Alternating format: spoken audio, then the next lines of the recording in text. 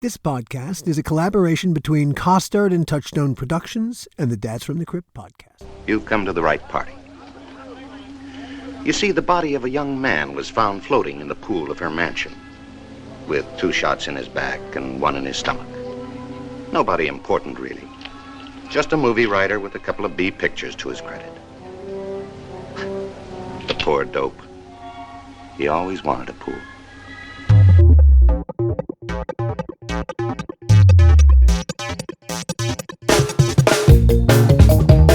Hello and welcome to another episode of the How Not to Make a Movie podcast. I'm Alan Katz. Today we're going to talk about the art of scribbling. To be honest, I think we should stop calling it writing, since really, if you're doing it right, what you're really doing all the time is rewriting. That's what all good writing is, the product of much rewriting. Maybe someday someone will figure out how to write the last draft of something first, and wouldn't that be a time saver if problematic? But until that day, we have no choice but to do it the old hard way, by writing draft after draft until every word is just so. As if we could ever get every word just so. Our friend Charles Fleischer, the voice of Roger Rabbit and co-star of the horror classic Demon Knight, among a kajillion other things, just put out a collection of short stories called Out of My Mind. We're going to talk to Charlie about his new book, which is terrific, by the way. It's 11 short stories that will take you on a remarkable inner journey. They're all short stories, so for the modern reader, they're bite-sized and easily digestible. Just be warned, once these stories get inside your head, you won't stop thinking about them, because that's the point. Or maybe it's driven Charlie into his mind, and that's why we have these stories in front of us. First of all, let me say bravo. Wow, thank you very Bravo. much. You hear that, ladies and gentlemen? You like my book, all right? You folks. It's a terrific collection. The book describes itself as 11 magical stories infused with love and mystery. Yeah, and a few other things too.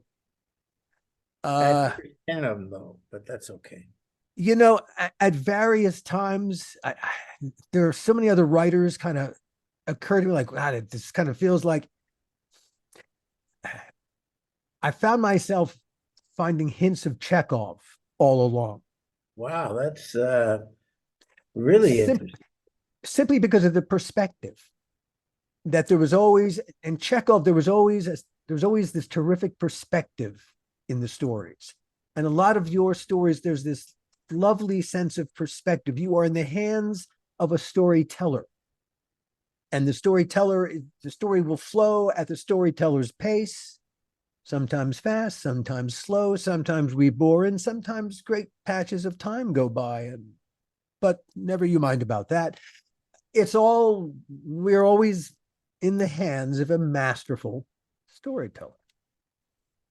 Why, thank you. Was there one that was particularly fanciful or flavorful or? We're going to talk about a couple. Oh, I can enjoy that. Yeah. I thought your mind would be open to that. And then I want to, after we talk about the book, then I want to talk about the process and a few other things surrounding just the process of scribbling or tapping this stuff out, like getting from inside here to here. Or strange, presumptuous thing to do, to think, well, I'm going to write some stuff down and then other people are going to read it. Like, why would they read it? You're not a famous writer. You're not Chekhov. Why would anybody? They got lots to do. There's Netflix is streaming 15 new shows. It's an odd time, and people are not reading as they were. No, but like I said, they're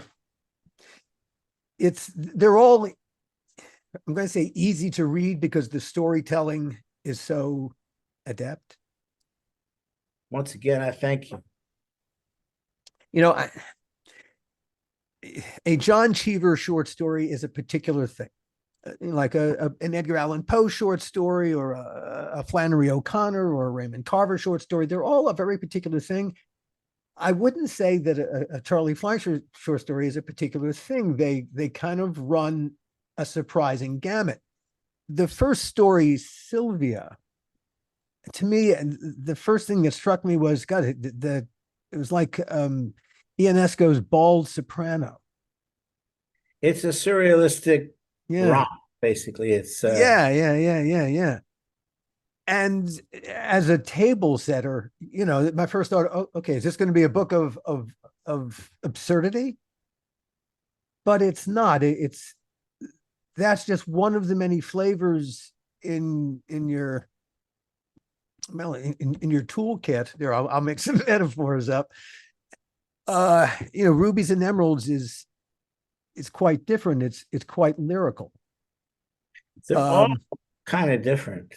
Yeah, in Rubies and Emeralds, there was just a lovely little phrase where you describe the interdependency of wood and water is crucial to balancing the repeating cycles of nature's sacred rhythms.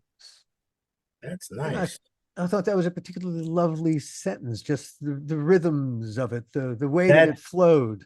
I'm really into all the things you just mentioned. Yeah, Rhythm yeah, and yeah, flow yeah. and sound.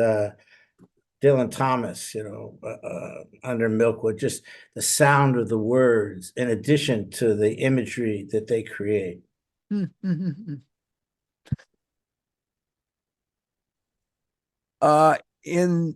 Severed Soul, Thomas meets his ancestors, which brings him to tears, having been overwhelmed by emotion. You wrote, meeting his ancestors allowed Thomas to feel a love that transcended the limits of time and connected the souls of each generation. Have you ever sent your DNA into 23andMe or Ancestry? No, I have not. Any desire or curiosity to? Well, I've read several things that speak to the accuracy or inaccuracy of said prosi, assesses, processoses. Um, and I don't know how accurate that is, and I don't know if it's a good idea to submit your DNA into a public database. And I kind of, in some ways, it kind of doesn't matter because I go back to the beginning, and I'd go back to essentially being stardust or being the first life on Earth, like in Severed Soul, the the Og. Do you feel any kind of connection to your literal forebears, the generations that literally produced you? Well, my parents certainly, and and certain aspects of my grandparents, and I've seen photographs. And for a school project once, I assembled a kind of genealogy situation, but I don't have any direct data other than what I am. I am the living embodiment of all those connections. So I kind of rely on that. I confess, when I told my friend's story in The Donor, it introduced me to ideas that surprised me. I had never thought of doing it myself either, and suddenly I did, and I discovered some surprising things, not from the DNA, but that actually opened the door to, I didn't know that people had composed a family tree that I was part of, but they had. If it's something that you find useful, helpful, I'm open. I'm always open to new horizons. So that's something we can discuss. Again, what you wrote kind of got connected with something in me, that connection to generations. I feel that, and I've always, and I can't tell you why, my father's mother's father, so his maternal grandfather, when I heard about him and I saw a picture of him when I was young, I don't know why something in me went, ding. Well, I've always had that fascination, and I've always had a fantasy, and my oldest daughter has kind of picked up on it as an idea for a business to record people so that their offspring and future generations can see them. And I used to fantasize about living in a world where that had been done for hundreds of years. And like, oh, I just saw the clip of my great great great grandfather, and we were so much alike. It was unbelievable. And and my great great great grandmother, hearing what she said, and realizing that connection links us all. You go back 30 generations, we're all related. So I've always been totally fascinated with that. That's really quite true, because the further back you go, it really takes it takes a remarkable number of people to produce each individual one of us. I mean, as you go generation to generation, it's an exponential thing. Yeah, it goes back to the beginning. But what's also strange, one of the strange takeaways that I got from the DNA, I did a DNA test. I thought, okay, I've done a story about it. Let me take a journalistic tack here and come at it from within.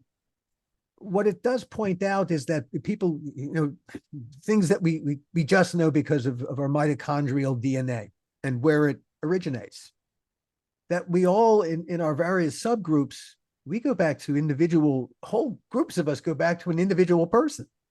A woman. Yes. Mitochondrial DNA, which is yes, part of Severed Soul. I even give yes, reference to the people that discovered it.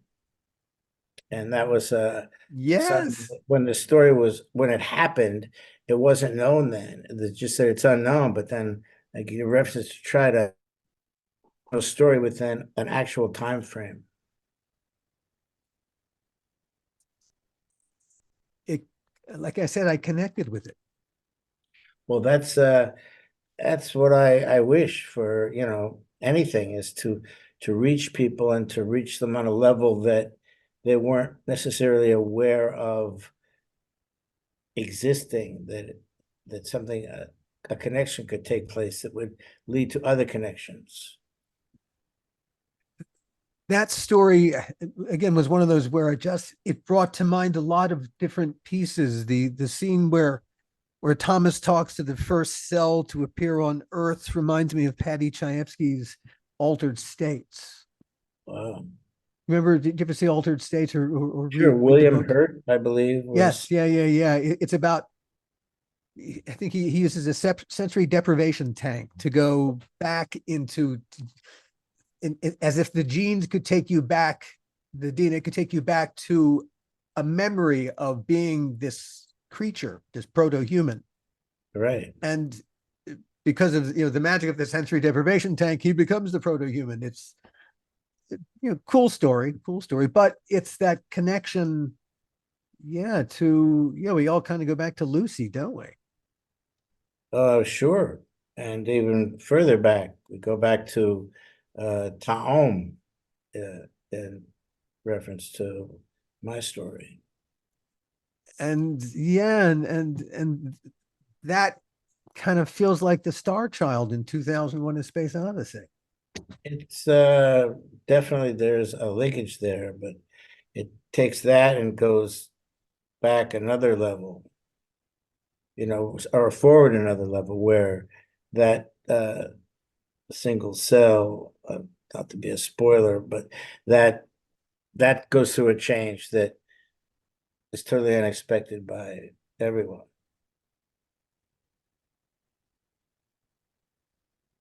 There were threads of string theory kind of weaving their way through it, just in the way that I don't know, the way that it flowed. I love the idea in string theory that something can come from nothing. What a wonderful idea. Well, string theory is slightly problematic because, for one reason, you can't prove it, and there's some people that have disputes about it. But anything. And there's certainly a lot of scientific aspects that I draw on that I don't know whether the average citizen will get the reference or not. Um, the You know, CRISPR that that's an Amalekite Elvis, the scientist guy. He's able to create these hybrid beings, and that was the key to it. in The Visit, the character of Lemazarin I love has a the I love the master, but I'm sorry, go ahead. oh well he's fascinating. He's a cosmic version of chromatophores. He has the cosmic version of chromatophores, the cells that allow octopuses to change color, which makes him a fascinating But character. create patterns. Yeah. Yeah. I And mean, he can octopuses. see, like anything he sees, he can make it appear on his skin. Yeah.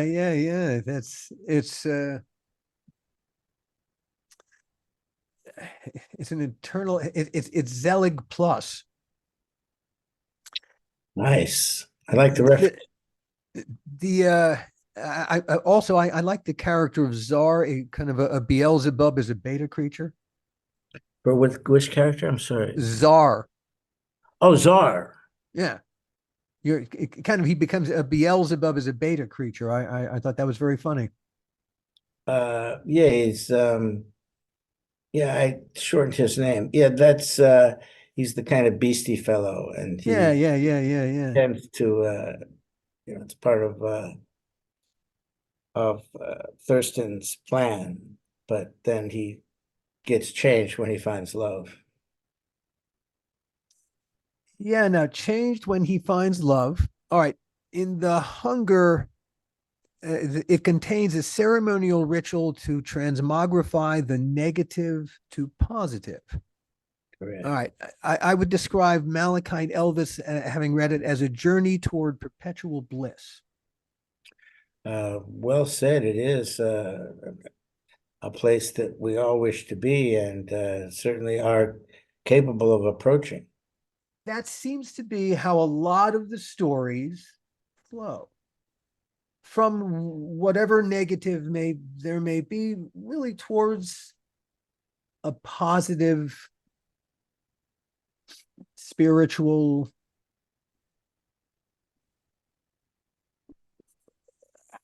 I don't know where to call the place where exactly we land. Uh, it's so it's a place polymorphous.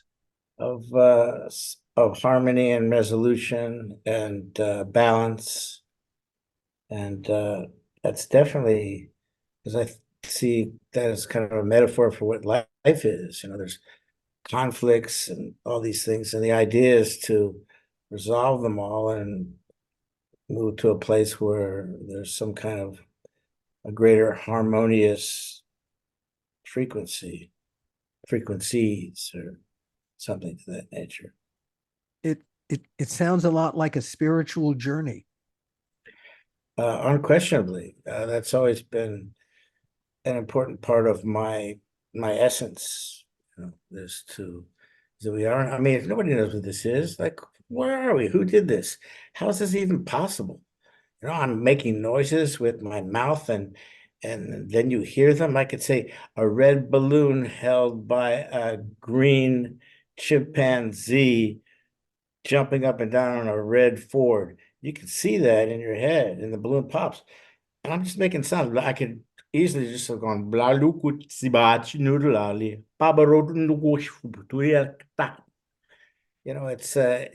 it's all magical. I mean, it's magical and unknowable, and we're part of it. That's what I'm trying to do. I think is just grab as much of this stuff as I can and throw it down, and then keep scraping and pushing it, and it's like mining for minerals and jewels, and then you get enough of them, and you can try and craft a ring or an egg, a Fabergé egg, or whatever magic form you wish it to become. You've always seen a certain kind of a, I don't know if magic's the right word, but in the universe, you're writing about MOLEEDS. I don't think I mentioned MOLEEDS in here, though, do I? I don't think so. No, you don't. I'm Oh, okay. Well, you're referencing MOLEEDS. Yeah, that's a yeah, whole. I'm taking us, we're all right. Now we're coloring outside the lines. No, there are no lines. There's just more Indeed, color, indeed. more color. Although But there are subtle MOLEED references like the number 27 and 37, like multiples of 37, like 444, which I mention a lot. And I'll just give you something that most people probably don't know. The picture on the back, yeah, did you read who the photographer was? it's very small font. It's a very Okay. small font. It's Tanya Chambers is the photographer. And that is the name of the woman in The Visit who is a photographer. So I actually took the picture myself, but you need to put a photo, give credit to the photographer. So I took a character out of my book and allowed her to be a part of the real world photo credit. Just as Fourth an wall, what fourth wall? It's a what? Fourth wall, what fourth wall? Yeah, there's no fourth. This is the fourth front cover or the back slap. And I also tried to have links within the stories. Like in one story, I have a reference to another story, or in this in the Zachary Taylor's name appears a couple times. yeah, it does. There's a school that appears a couple times. Um, there's a story where Cygnus of the Northern Sky, I think it is. So the character in that hears two other people talking about someone whose soul was left his body, which references severed soul. And then she's, well, that's much different than mine. And there are other little cross references, like Mount Hudson appears in lots of different stories. And I tried to have lots of things that link stories, but and not necessarily in a way that would be expected. In the sculptor creates these toucans, and the toucans also appear in another story towards the end. But they're not related. They reference the sculptor. So there are things that link stories that aren't necessarily part of the whole story, but it's just a little subtle link.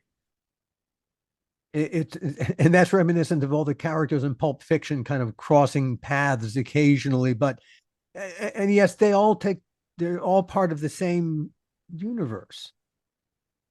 Yeah, and Too Many Secrets. The guy collects toucans, and they reference Adrian, who is the sculptor in the story. So it's And it's funny because and that's reminiscent of Vonnegut, because Vonnegut did that a lot. He would have characters would be in other books. Yeah, and hunger that goes that relates to yeah. Anyways, I it's It is a interesting. it is exactly as described. 11 magical stories infused with love and mystery, and it will take you on a spiritual journey. Reading them. Who could ask for much more than that? It's just a book, that's all. 10 stories in a little book, just words. The words in a certain order. That's And part of yet that whole. so much more. What was all right? So this is you've written scientific papers, you've written, of course, material for yourself, you've written various other things. Had you ever written a book before? You tried to write a book before and just never Not happened? a complete book. I mean, I have hundreds of pages of writings from dream journals. I used to record my dream when I woke up in the morning, and just daily journals of, things that happen in the day. Um, and I wrote a patent on my golden ratio device because I'd had bad experience with a patent attorney. It was expensive because they kept like doing things slightly wrong. And my golden ratio device, I wrote the patent myself. And it's a process. It's a laborious process, but once it's done, it's very rewarding.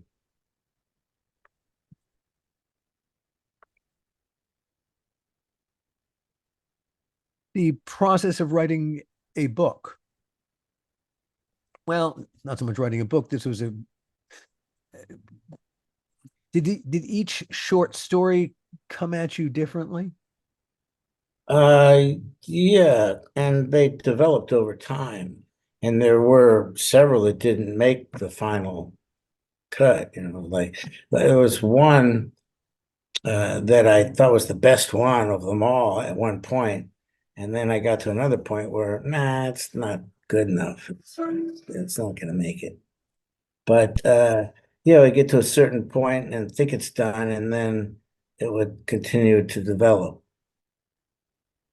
and kind of create some new ending. And I just knew that I wanted to create something that would inspire others in the way that people like Haruki Murakami affected me, or any of the great writers that I have experienced and who had touched my soul. And that's what it was about. As you were sitting down to do this, were there, okay, there were a couple writers in your head. Not that anyone's ever trying to imitate, but was it Stravinsky who said the art of genius is knowing what to steal? Yeah, he stole that, by the way. Yeah, well, hey, there you go. It's hey, genius. It was more about an intrinsic sense of what I like to hear. What we talked about previously, as you read a passage that had a really nice flow and it sounds familiar and soothing and yet communicates something important. And just to have enough little gems within the telling of the story. And then, of course, to have an ending that is surprising. I guess O. Henry is a prime example of that kind, but there was no direct kind of I want to do this or that. But definitely, it was more about the effect that other writers have had on me. Over what period of time did these stories have you been writing them? Like how far back in time does the first one get written chronologically? 20 years. So this is 20 years of material that has slowly been gathering. Well, initially it was there and it stayed on the shelf for quite a while, maybe 15 years or something. And then I decided I would do more with that. And I think there's something worthy here. And I went back and, well, that's not good. I like that part. And then, I rewrote them and they became something else. So it's kind of like a wine, an aged wine or an aged cheese. As time passes, it enables you to see things that you couldn't see. And even it speaks to the fact that we exist in what we call the present.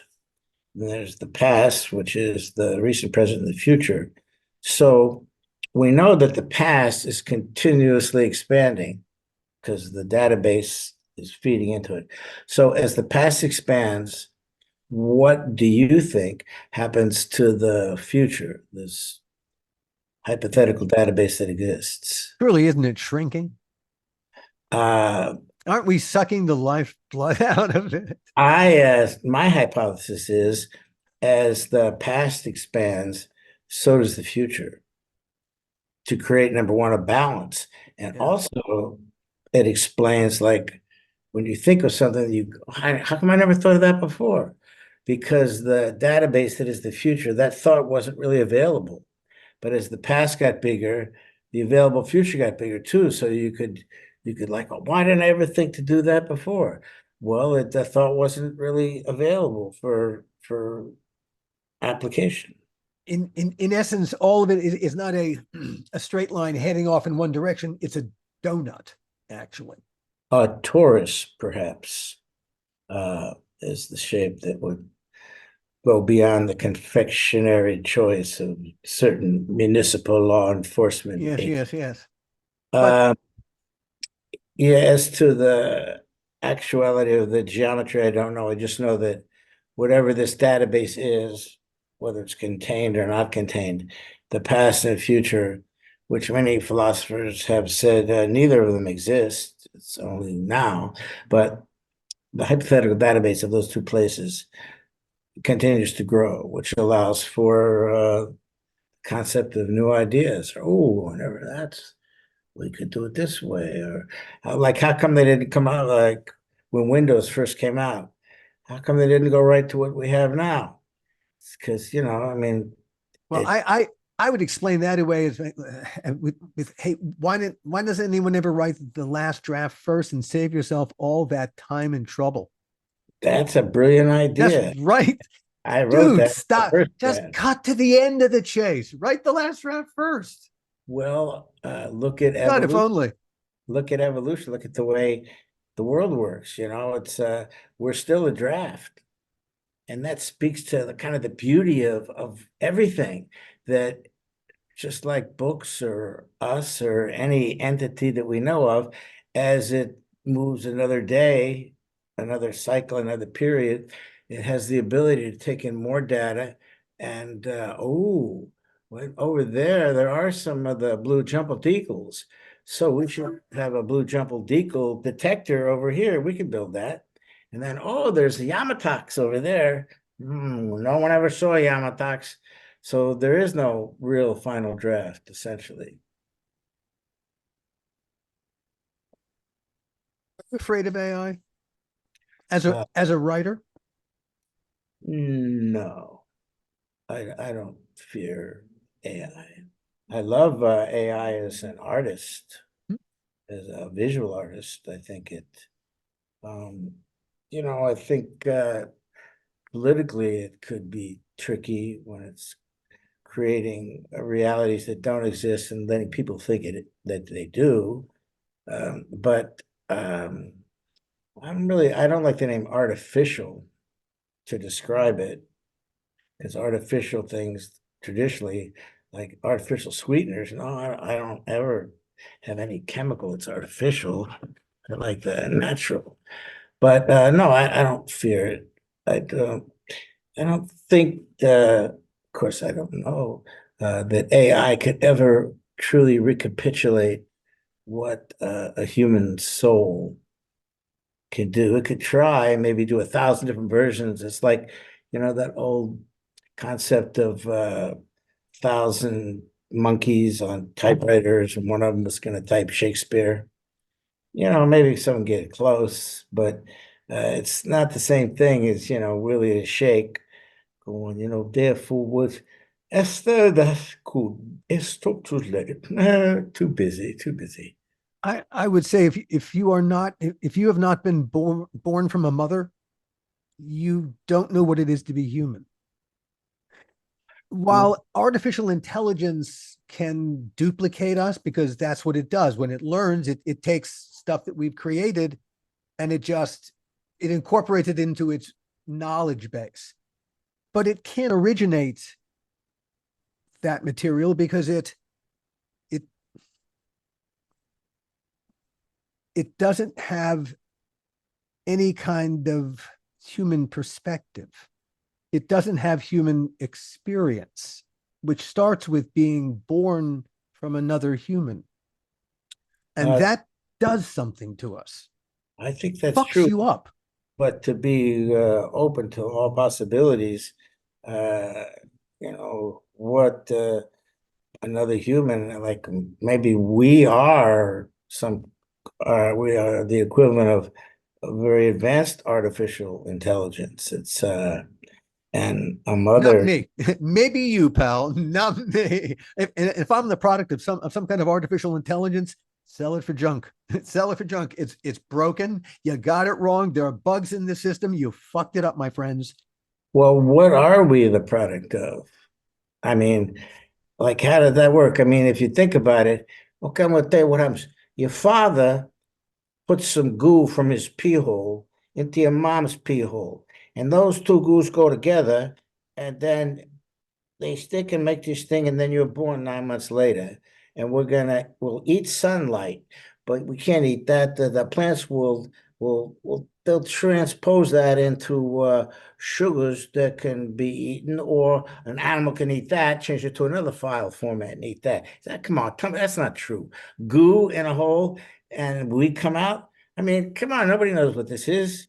It's as I said before, it's magic, it's a miracle, it's God, it's whatever name you give to the process, but this is beyond anything that we know, and I don't think anybody, I don't know if anyone will ever really know.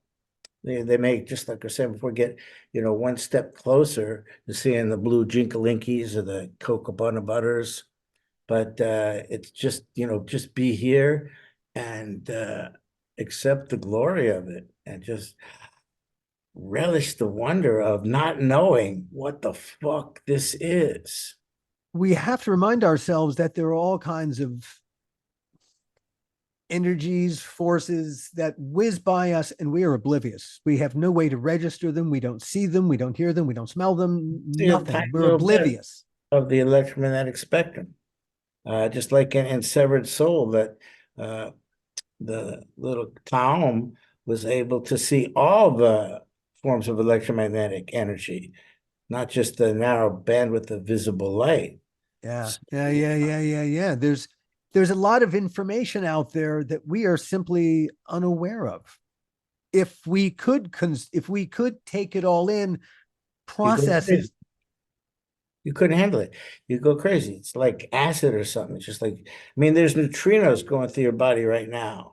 All the little cells, all the trillions of cells in your body, all the stuff that's going on, all the links, and the how one electron in the universe is linked to another one somewhere completely in another place. That entire concept is, I mean, it will always keep expanding, and but if there's the essence of it, the essence that, guys 6,000 years ago, before science, were able to tap in to the essence of the magic. You can have a scientist in a white coat researching something, and you can have some Tibetan guy on a mountaintop in a white robe researching the same something from completely different perspectives. But essentially, it's the same wonder. That's the way I see it. And that's the way I see it, but you never know. Sometimes a scientist can be a Tibetan monk, sometimes a monk can just be a junkie in bismuth. Junkie in Bismuth will be the name of my next novel about a science Jackie and correspondent. Bismuth. I'm already lining up to buy it. You've already sold it twice, but I won't sell it a third time. I've always been fascinated by consciousness and the fact that we know so little about it. Consciousness, higher consciousness. And all those possibilities. Just all the animals, all the like little maggots.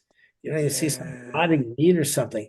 These little maggots are all like swimming around because some flies came to get the moisture off the meat, and then they put their little maggots there, and they're cleaning up everything. It's all linked. There's this just magical component that links everything. As our brothers have said, Shema Israel Adonai Eloheinu Adonai Ehud. Hear, O Israel, the Lord our God. Lord is one. See what I'm saying? One. It's one. It's all one thing. Yeah, explain that to the kids.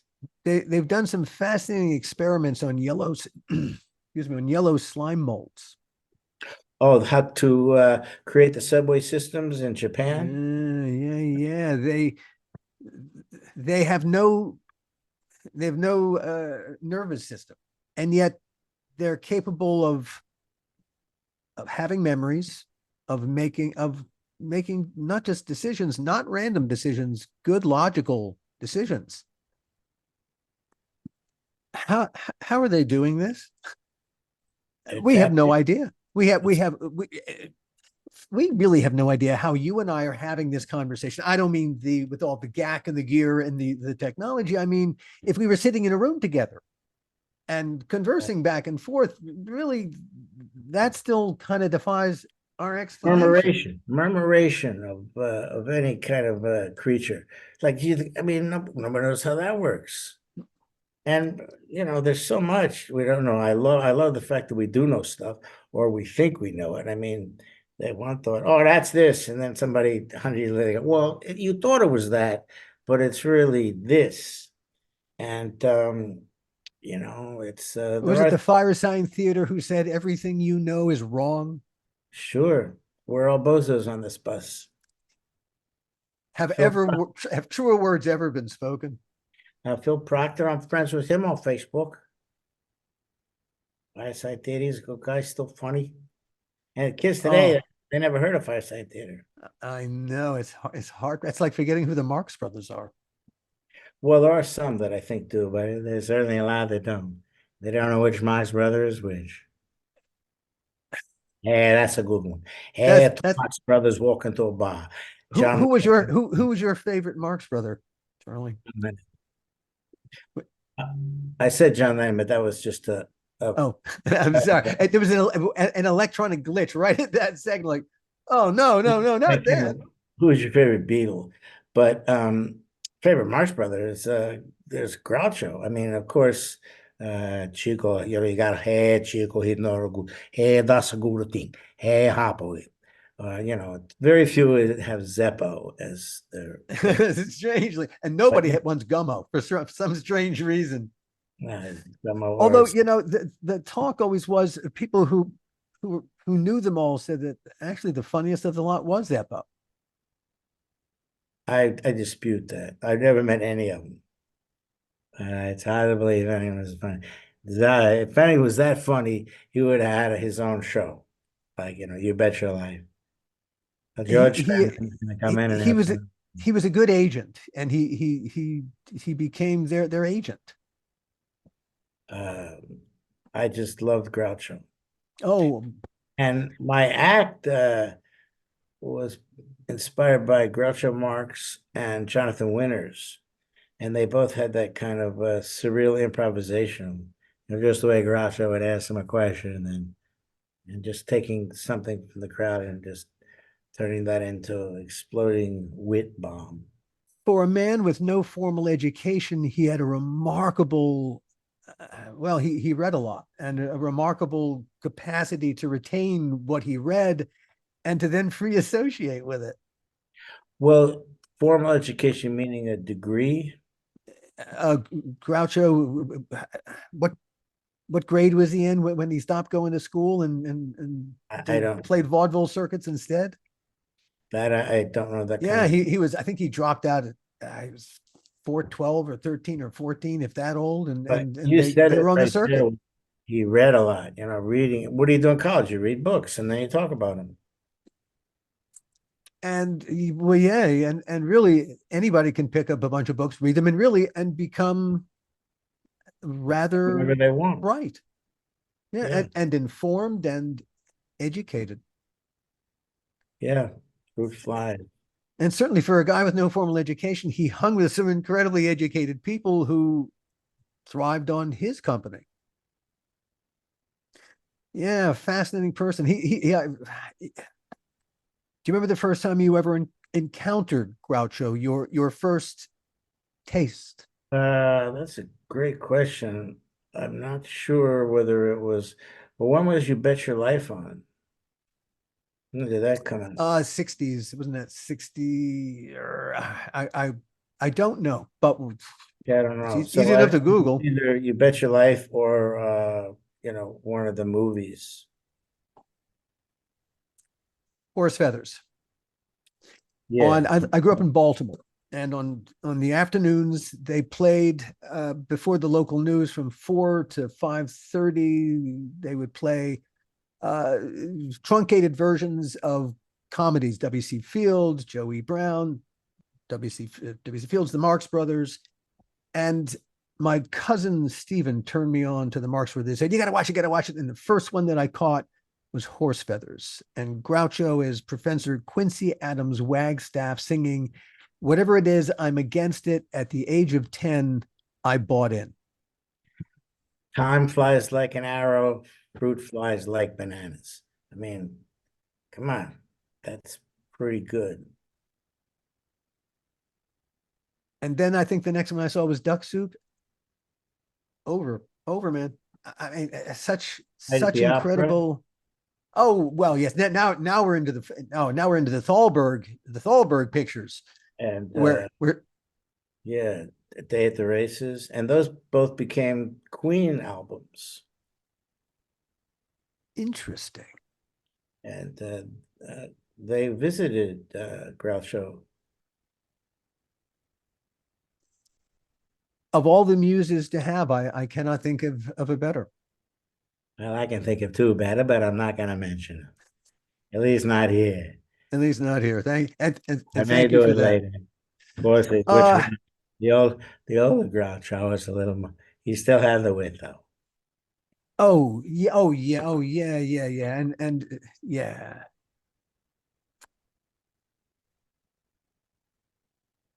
Yeah. He's one of those people where it just didn't seem right that he couldn't live forever. Well, nobody can, or nothing can, and that's the Alas. that's the But beauty. I hope Out of My Mind takes a good shot at some kind of eternity. It's it is a terrific book. A lot of Christmas presents. Maristica. Do you remember anything about Maristica? Uh, That's the Walk us through it. I know I've got some notes here, but Maristica walk us is through it. fingerprints and Oh amusement yeah, park yeah. fingerprints, Yeah, and yeah. there's a lot of actual science in that The as the hidden power of fingerprints. well. Not only that, but the fingerprints. He used the fingerprints to create miniaturized amusement parks, which then Yeah. would create little um, vibrations that would stimulate receptors that would create different serotonin and certain chemicals that would enhance people's lives. Well, are there any of these that you think would lend themselves to uh, TV or film as far as one episode or many or in any form? Well, it's funny.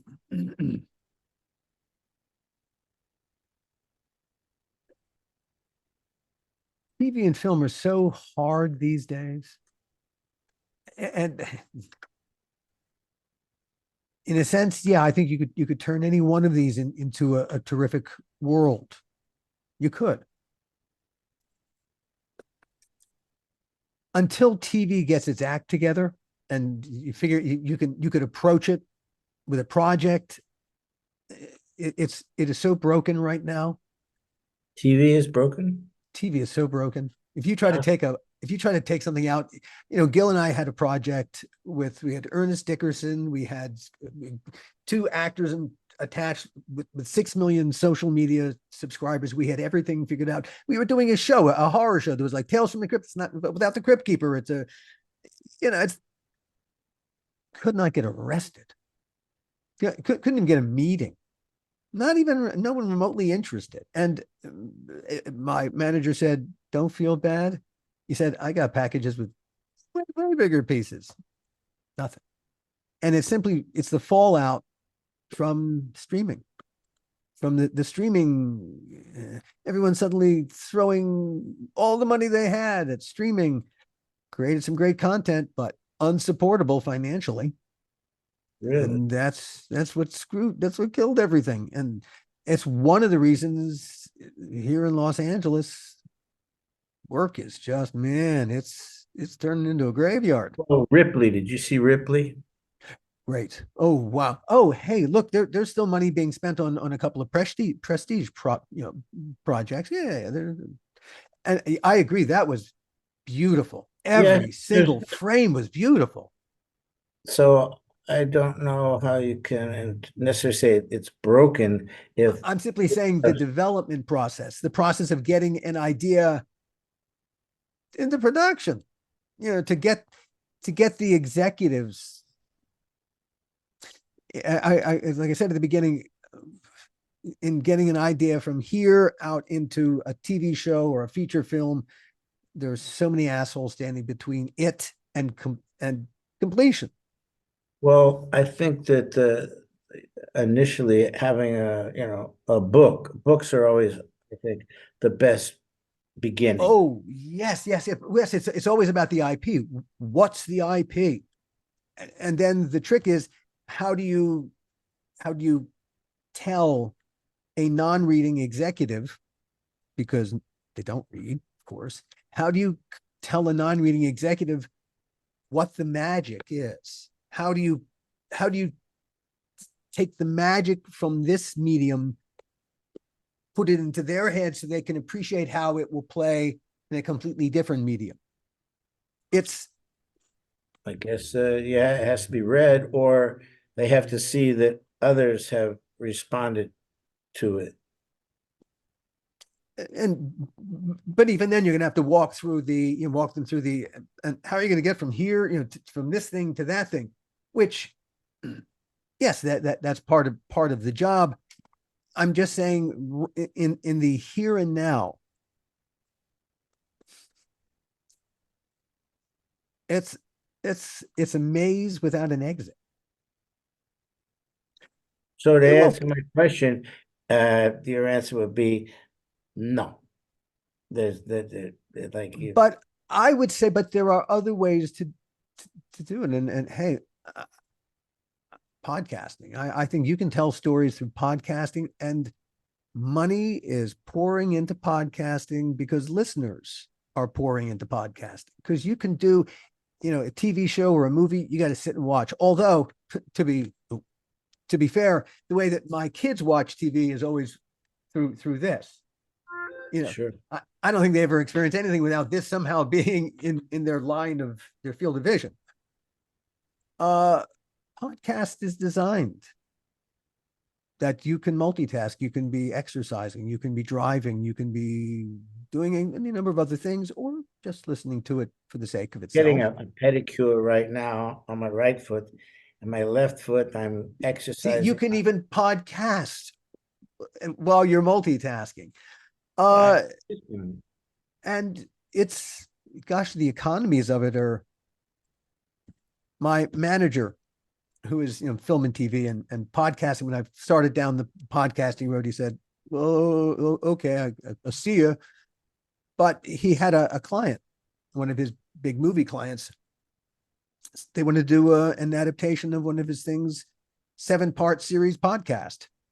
And my manager said, well, there's not much money. And I said, the budget for this thing was like $250,000. I said, what?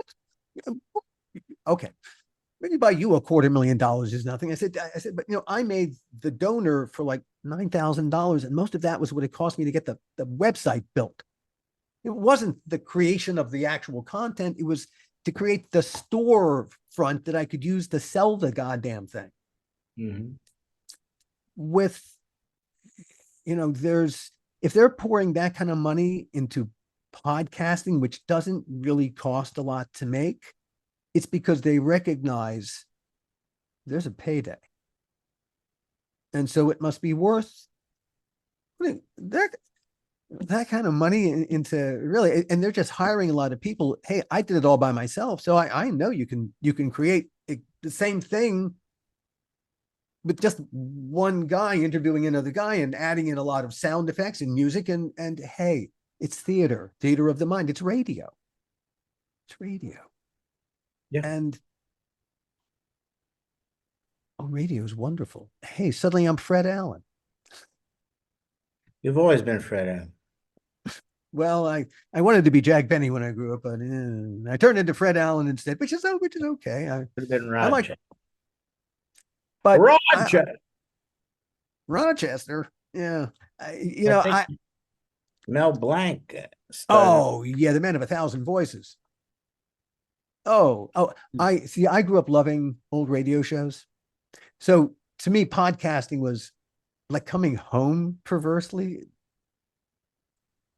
What I think one could turn this into is an amazing podcast. Really? You simply take this and now, all right, turn the words and all those ideas, but all that incredible spiritual journey into sound and music. It's just reimagining it in a different environment, which you would have to do to turn it into a TV show or a movie anyway. You'd have to visualize these things. Well, no, okay. The visuals, let the audience do that. All you got to worry about is the sound. Charlie, if at any point you want to pursue this idea to do it as a podcast, I would love to talk about it with you, and hey, if the idea suddenly takes flight and you see it go, and you see it in your head and in your ears, more importantly, if you hear it, well, then I think that would be all right.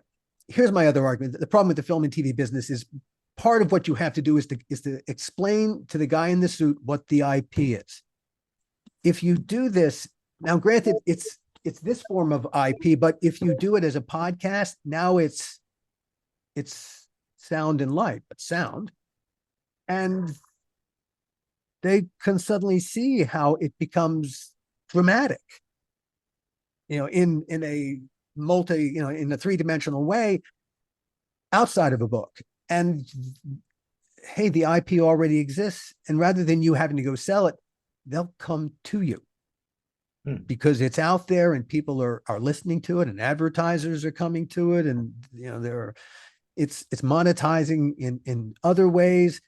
And yeah, then rather than you go to them, they come to you, and the whole power dynamic has shifted because the content is now in charge, which is how it should be.